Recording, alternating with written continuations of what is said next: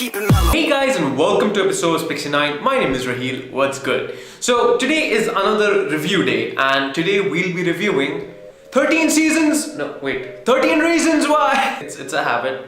So I'm just gonna just bear with me if I say 13 reasons. I mean 13. Oh, now I'm confused.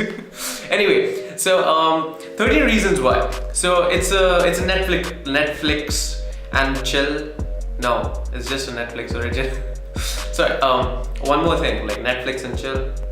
Yeah. So, 13 reasons why. It's a show in which the protagonist commits suicide. Everyone knows that, so there's no spoiler alert here. And she records 13 tapes and notification.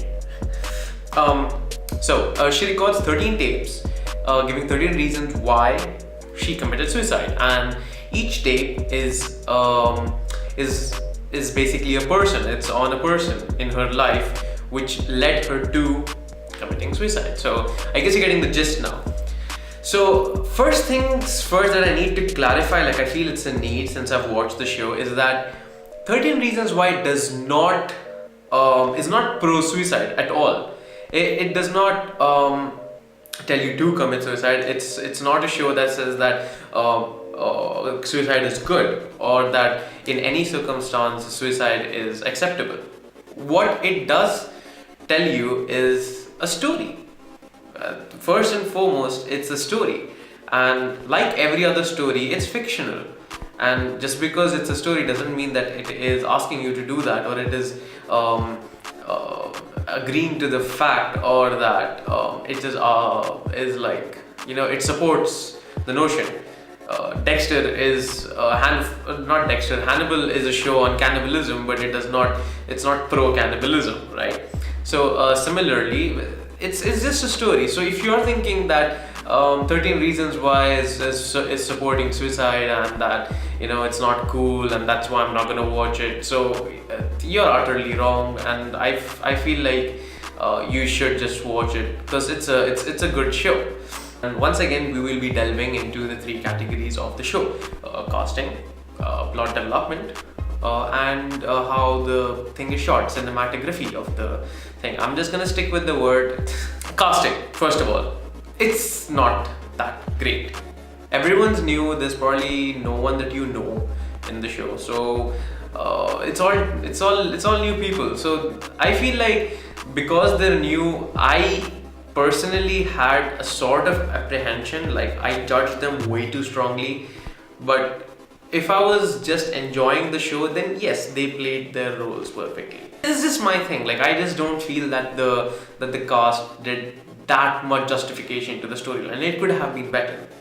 So that's the cast out of the way, because they're all new people. So I don't really feel like giving them too much shit for it, because they did a good job and it was a good show and I enjoyed it. So there's nothing much to say after that. Like if you've enjoyed a show, that means the cast has done their job. Cinematography, once again, it isn't something extraordinary. I'm just gonna put it out there. It's not something like American Gods or Riverdale or even Shadowhunters for that matter.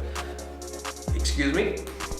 It's nothing like that. It's just normal cinematography. It's a normal. There's nothing out of the box. It's like normal shots. You know, there is nothing overly dramatic or something that requires it. Whoa! There's nothing like that. It's a normal show.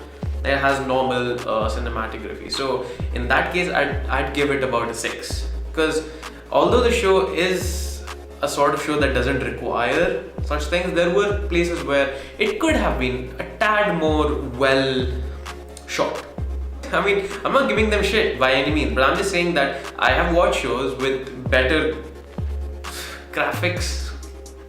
Like, I don't know what the term is. Like, I know what I want to say, but I just don't know the term. Like, have you guys ever been there where you know what you want to say, but you just can't find the exact term for what you're trying to say? This is one of those things.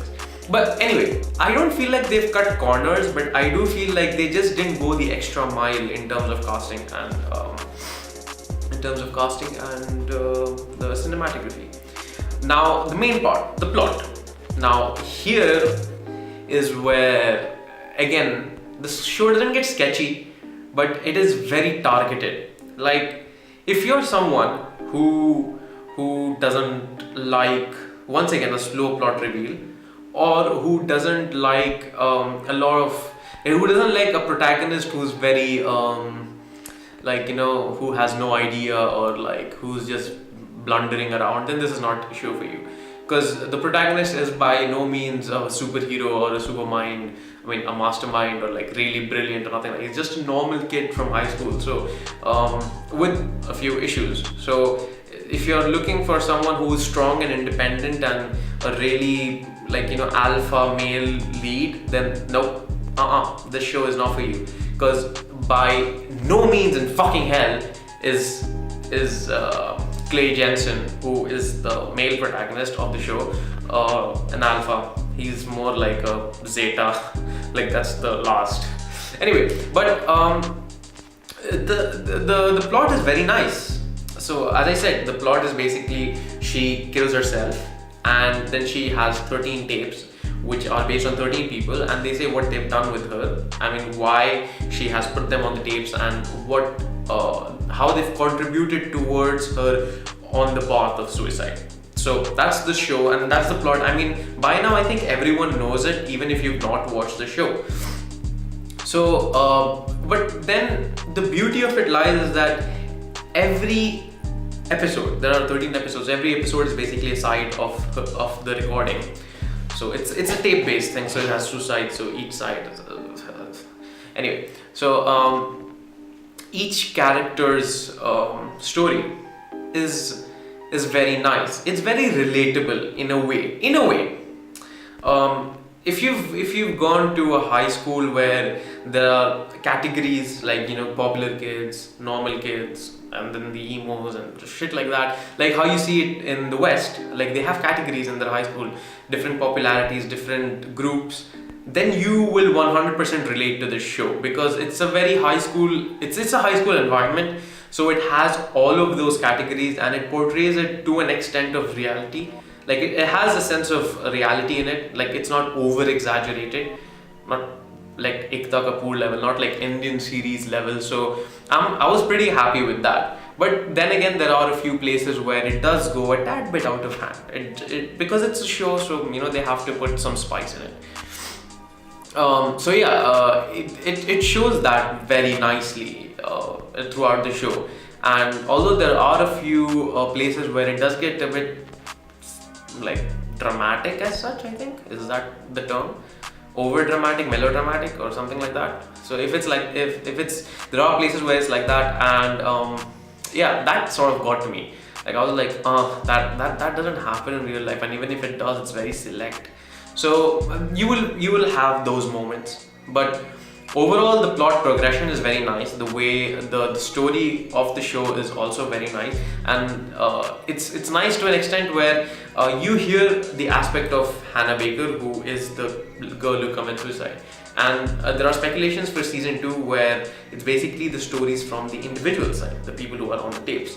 So the plot didn't stop in season 1. Like I thought it would stop, but when I heard that there's season 2, like I was overjoyed, because I was like, yes, like, you know, it's not a very biased version of the story.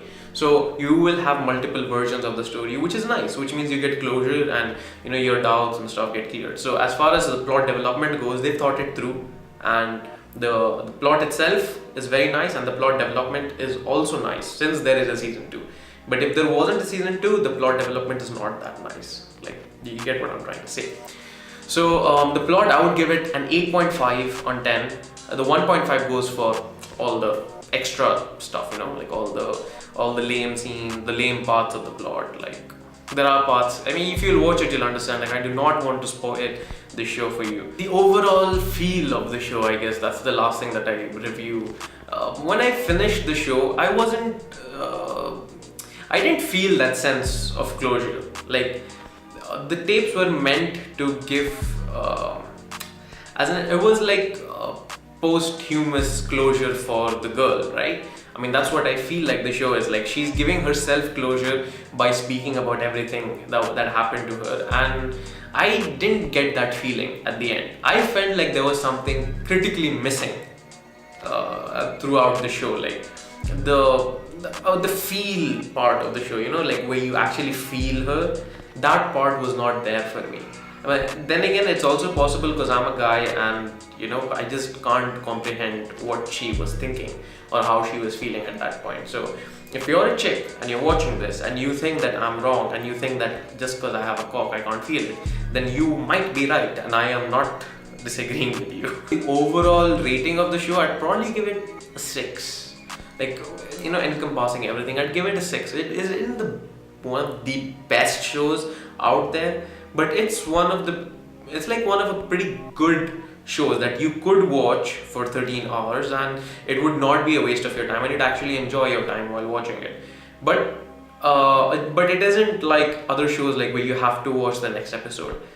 A few episodes are linked, so you feel like the continuation, like okay, what happens next? But mostly throughout the show, over 13 episodes, I just didn't get that much of a feel that, you know, I have to continue watching this, I have to. That wasn't there in the show. I felt like that was missing, and that's, once again, it's probably because I didn't feel the show, you know, that I don't know, it just didn't give me that feeling, that vibe. I hope you guys will go watch the show after hearing me rant about how I felt during the show and how I judged the show. After watching me be a judgmental bit, like, oh my god, that show is so good. It's like, okay, but I've watched so much better shows. So thank you for sticking through me being a little basic bitch and judging people and judging people's shows. So if you guys want more of me being a judgmental asshole, do like and share this video, you know, subscribe to my channel, and you know, you might just stick around till the end. So yeah, I guess that's it. You know, that's it. That's basically it. And I have some news for you guys. So I know I haven't posted in a few days. That's because, you know, I've been out at night and I can only record at night right now. So I might also not be able to post anything from the 19th to the 28th, I guess, or 26th, because I have a few things coming up, so I'll be really busy. But all in all, yeah, I guess that's it. So also, yes, how do I forget? We're gonna play Outlast 2. The creepy fucking game, Outlast 2, the scary adventure, thriller, survival bullshit game. So I installed it, I played a little just to see if I can record it, and the starting, I just played like maybe like 2 minutes of the game, like just the starting 2 minutes. So like basically the story and like a few things just to test it out, and I like it, and you will see me scream because I'm scared of games. I'm not scared of movies. I'm not scared of people in real life. I'm scared of games. So Outlast 2 is coming. I'll be busy from the 19th to 28th, and you should watch 13 Reasons Why. So if you want to watch my previous review, it was on American Gods, another show that I really like. So you should go check it out. And as always, everybody loves watching flicks. This is Raheel. Love you all. Peace out. Yeah.